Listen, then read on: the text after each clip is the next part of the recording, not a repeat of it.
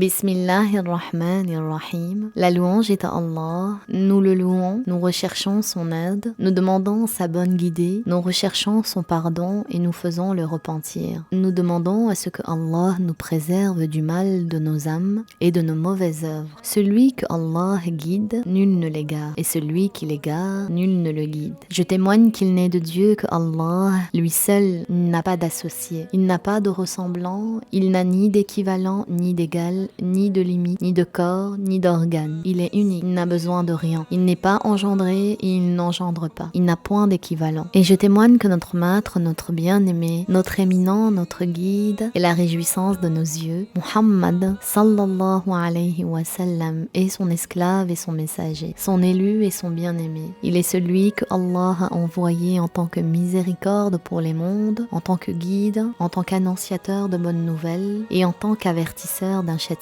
Il a été rapporté que certains salafs terminaient la récitation du Coran entier toutes les 3 nuits de Ramadan et certains le terminaient toutes les 7 nuits. Les salafs récitaient le Coran pendant le mois de Ramadan dans la prière et en dehors de la prière. L'imam Shafi'i terminait la récitation entière du Coran 60 fois au cours de Ramadan. Dans le recueil Al-Muwatta, il est rapporté que notre maître Omar ibn al-Khattab priait la nuit jusqu'à ce que la moitié de la nuit soit écoulée. Là, il réveillait sa famille pour la prière et il leur disait la prière, et il récitait la ayah 132 de Sourate Taha qui signifie ordonne à ta famille la prière, persévère à l'accomplir. Notre maître Othman ibn Affan priait de nuit et terminait la récitation de tout le Coran en une seule raka'a. On rappelle ici que réciter le Coran sans l'avoir reçu par transmission de gens de confiance peut mener la personne à accumuler les péchés et non les récompenses. Mieux vaut réciter 11 fois ou plus Qul huwallahu ahad correctement que Surat al-Baqarah avec des fautes. Mes bien-aimés croyants, profitez des mérites de ce mois tout en espérant la sauvegarde de la part de Allah afin que lorsque Ramadan s'achèvera, il vous sera pardonné. Le prophète a annoncé que lorsque le mois de Ramadan commence, les portes de la miséricorde et les portes du paradis sont ouvertes. Les portes de l'enfer sont fermées et les diables sont enchaînés. Et à chaque nuit qui suit la rupture du jeûne, Allah Azza wa Jal affranchit des gens de l'enfer. Que Allah fasse que nous soyons, vous et moi, au nombre des affranchis de l'enfer durant ce mois béni. Je demande à ce que Allah nous aide à jeûner, à veiller, à entretenir les relations avec les proches par le degré de Muhammad, notre bien-aimé, sallallahu alayhi wa sallam, le meilleur des hommes.